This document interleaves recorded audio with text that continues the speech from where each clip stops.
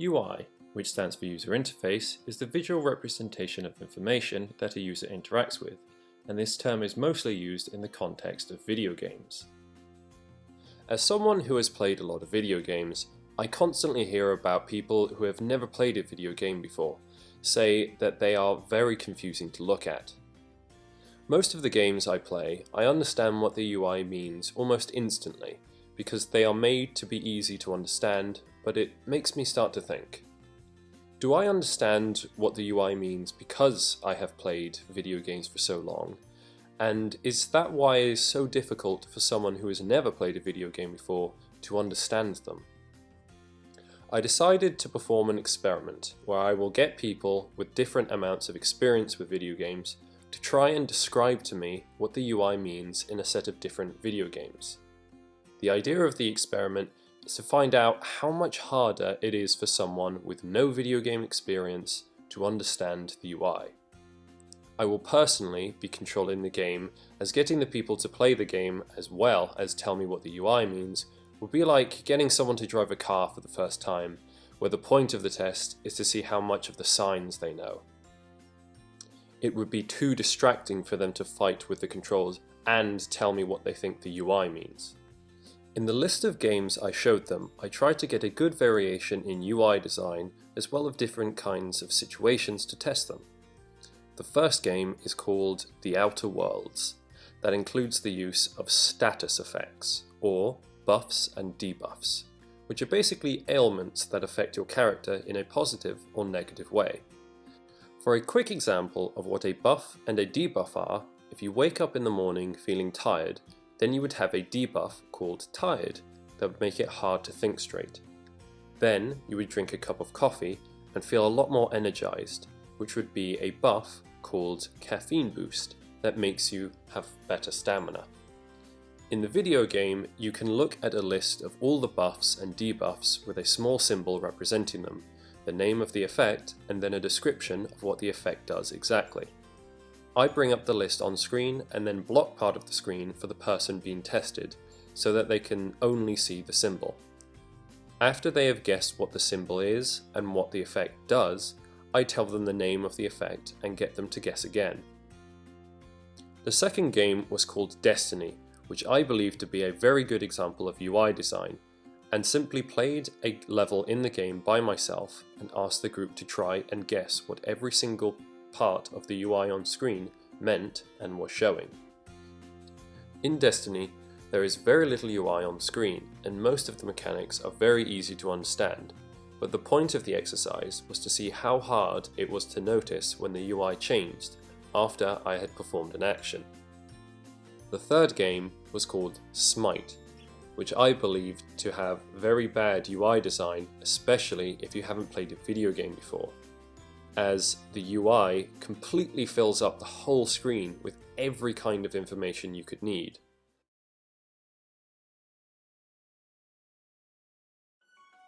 The first part is to talk about the visuals, which is the first thing anyone would notice about the UI, as UI is entirely visually based. When creating an icon, it is important to make it easy to recognize and different to other icons. It is better to use icons that are more commonly used instead of new ones. For example, when showing people the icon in The Outer Worlds that represents armor, few people knew what it was actually meant to be. I'm flying through these. Alright, next one. This one's going to be a hard one. That looks... oh crikey, what is that? That's really tough. I think... Karen said it looked like a crab. But when a shield came up, everyone knew what it was instantly. Okay, yeah. Oh boy. Okay, right, so it's something about a shield and a heart. So this is some sort of shield. A shield is a lot easier to recognize, as the small symbol of a shield is used in a lot of places in the real world to mean armor. So the next one below that, it's meant to be a piece of armor, is what the this thing is. Yep, see, I would have a shield. Yeah, that's fair enough. That to me would have said immediately armor. If someone doesn't identify the icon correctly, then they will misinterpret its meaning. Sometimes the name of a buff is easier to identify its effect than the icon. Another example being the concuss debuff that almost everyone thought looked like a planet or galaxy, so they were guessing its meaning to be something completely different from what it actually meant. I'll take that. That's some electrons, like one atom type thing. So it's a. That looks like a science. That looks like a... Oh my goodness, what is that? As soon as I told them its name, they all then recognized the icon was meant to be spinning stars, which is widely known for showing someone being dazed after taking a blow to the head, and is most popularly used in cartoons. It's called concuss. Oh, it's a dizziness thing. As the spinning stars are widely identified to show this, then why did nobody correctly guess the debuff? I believe it has something to do with the context of when it is being shown. When in the game itself, it is easier to understand the buffs when you are seeing them in action, like when the screen goes all blurry and the sound gets distorted. You would make the connection that the icon with spinning stars that comes up is for concuss. So, in theory, it should be much easier to identify the effects of buffs and debuffs when you can actually see them in game. As the group found it hard to identify these icons in an environment where they couldn't see its effects, it should be easier if gameplay was shown at the same time, right? Well, that brings us nicely into our next point, because the problem is that looking at the gameplay and the UI at the same time is less about the visuals and more about multitasking.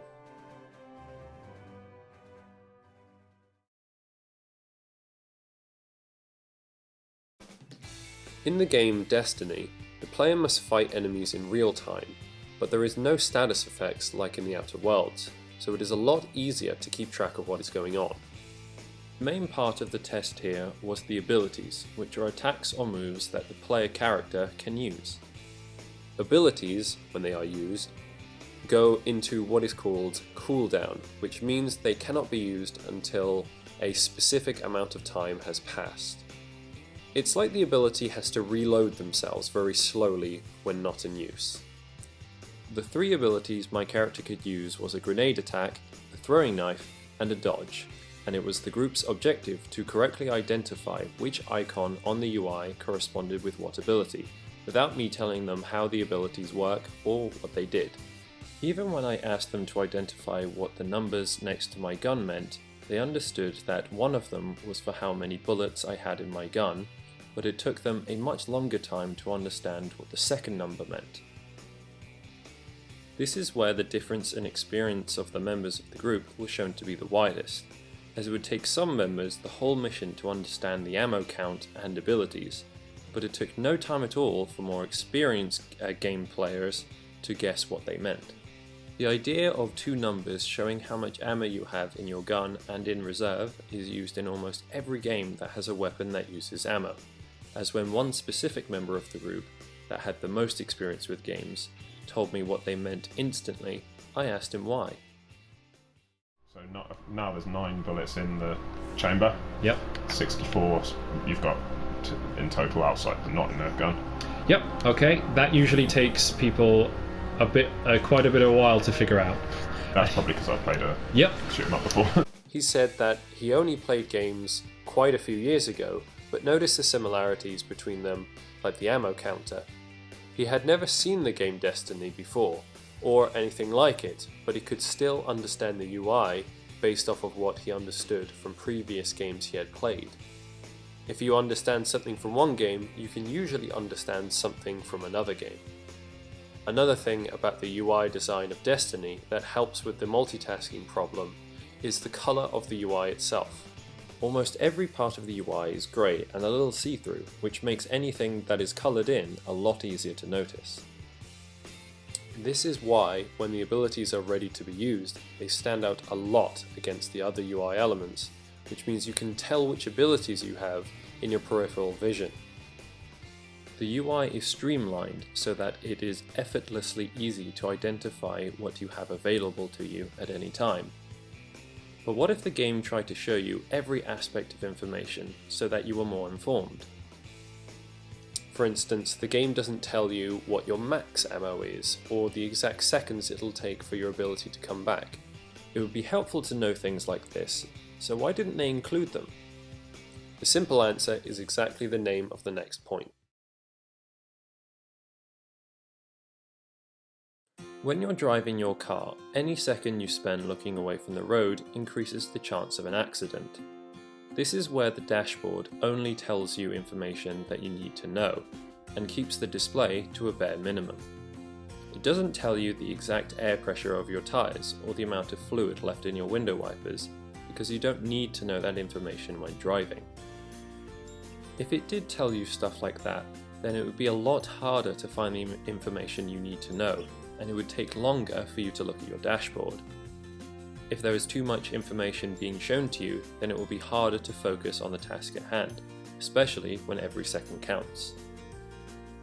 This is why I believe the UI design in the game called Smite is way over designed, especially for someone who has never played a game before. The game shows you every single piece of information you could possibly want to know on screen all at once. At first you might think this is a good thing. I, for instance, find it useful as I know where to look on screen whenever I want to know something. However, this took months, if not years, to fully understand, but there are still parts of it that I don't understand at all. The biggest problem is the game doesn't explain any of the UI to you, and there isn't anywhere in the game to find that information. You have to simply memorize aspects of the game's UI, as there is quite a lot that the game makes impossible to understand otherwise. For instance, in The Outer Worlds, the icons for status effects do try to explain what the effect does. The icon cripple looks like a broken leg, for example. In Smite, the icons are the items that cause the status effects and don't indicate the status itself, which means you have to memorize the items and which effects they generate to know what is happening on screen. To be honest, I wasn't expecting them to understand that much of it at all, but as they started to identify parts of it, they slowly made their way through the whole screen. They saw some similarities from the other games I'd showed them and started to understand this game's UI. There were a few parts that people didn't get, but they got a lot closer than I thought they would.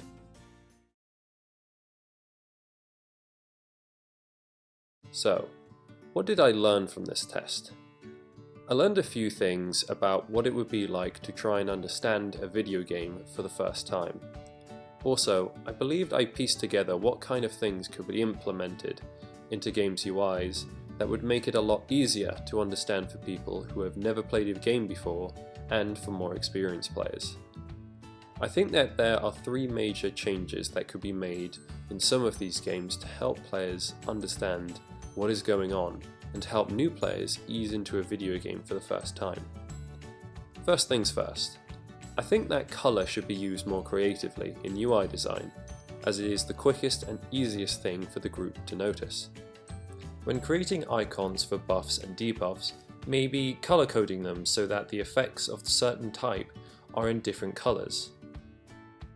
For example, in The Outer Worlds, making all buffs that affect health should be green, and debuffs that affect health be green with red outlines. Or any buffs that affect weapons performance, such as more damage per shot or more accuracy, should be yellow, and any debuffs that affect your weapon's performance should be yellow with a red outline. By having the different colours, you make it a lot more easy to identify what the status effect is actually affecting, and can tell if it is a positive or negative effect because of its red outline. The second aspect I would recommend is that whenever something like ammo or an ability has just been used, some kind of effect could linger on the UI, which would show that it has just been used. For example, in Destiny, if someone uses their grenade ability, the icon might pulse a certain colour for about 5 seconds and then disappear. This way, when someone has just used an ability, they have at least 5 seconds to take inventory on what they have just employed, all of which would help them tremendously to keep track of their inventory and resources available to them. The third aspect that games like Smite need to incorporate into their design are just a few more options in the player's UI. For instance, somewhere in the options menu, having a list of every single UI element put together with an explanation on what each one does. This would be helpful for players who want to read up and be clear on what they all do. Another might be players could be able to control how much information is being put up on screen by giving them the option to turn certain information off. In this way, players get to choose if they want the screen to be cluttered with information or to have it streamlined to their preference.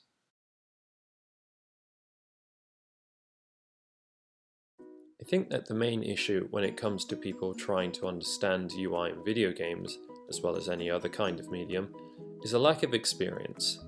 If people understood at least a handful of games, then they would be able to understand the UI of almost every other game to a much greater extent, as long as those games also correctly inform the player on what the elements do through descriptions and notes. The problem is that when new people see how complicated the UI is on a modern video game, it puts them off ever wanting to try one of these in the first place. If you don't understand the basics, then how could you possibly understand the complicated ones? I believe that resources should be made available explaining certain aspects of a game's UI, which players can view before ever touching the game itself. Video games are meant to be fun and enjoyed by everyone, so making it as easy as possible for someone to understand is something that should be focused on much more to make them more inclusive. A game like Overcooked, which has the simplest idea and mechanics, even someone with no video game experience at all can pick it up easily and have fun, especially when there is another friend there to help them get started. It's on these things. Sorry, I need to move these off. If you Move them off my Yeah, board! yeah. What are you doing, slowing me up? all right, Gordon Ramsay. Get those damn buckets! Yeah, exactly. Just off my board! So, if you wanted to be more efficient.